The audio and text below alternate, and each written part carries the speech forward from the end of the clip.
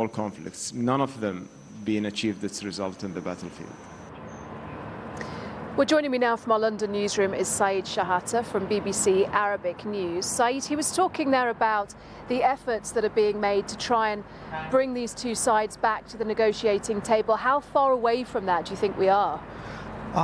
Anna, is very far, because Israel insists on destroying Hamas, and the Palestinian Prime Minister Shehata said earlier to eradicate Hamas is unrealistic, and Hamas is part of the Palestinian fabric. So there is no way to exclude Hamas in any future negotiation about a Palestinian state. So, and Israel, for them, Hamas is a red line. So there is no way to be close negotiation, but is the only solution, because Israel trying since 7th of October and before to destroy Hamas, you couldn't. And the only way to get rid of Hamas is two-state solution, is a Palestinian state, because if there is a Palestinian state, there is no justification for Hamas to do any attack, and there will be arrangement for transitional period before a revitalized Palestinian state to come to take control of Gaza and the West Bank together.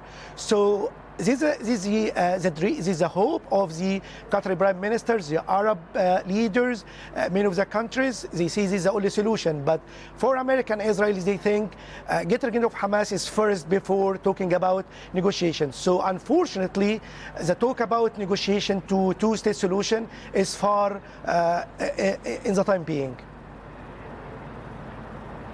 What about something even short-term, as we saw before? We saw that 7 days, didn't we, where there was the pause in fighting, where we saw some of the Israeli hostages released from Gaza and some Palestinian prisoners released from Israeli jails as well.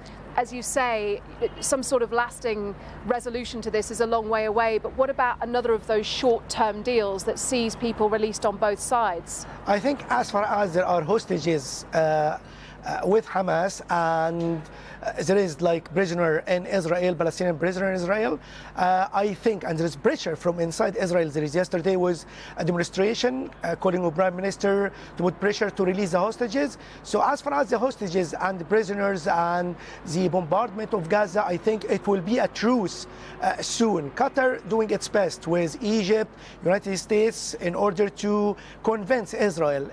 Putting a truce is helping the humanitarian situation, because humanitarian situation is very bad. According to UNRWA, which said like it's unseen before the catastrophic in Gaza. According to UNICEF, they ask for a ceasefire and safe zones, because everywhere in Gaza, according to several international organizations, they're saying there is no safe place in Gaza.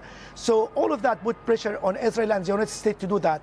United States vetoed to have a ceasefire, and which is known before it was expected, but a truce like what happened before, I think it's more pragmatic, more realistic, and I think it might happen soon, because the loss of the Palestinian, like more than 17,000 dead, and 7,000 of them are children, more than 46,000 are injured. So there is a problem there, and the Israeli hostages needed to be released, and there is call for unconditional release of all hostages under the captivity in Hamas. So as far as all of these cards are there, I think the truce might happen maybe sooner than later.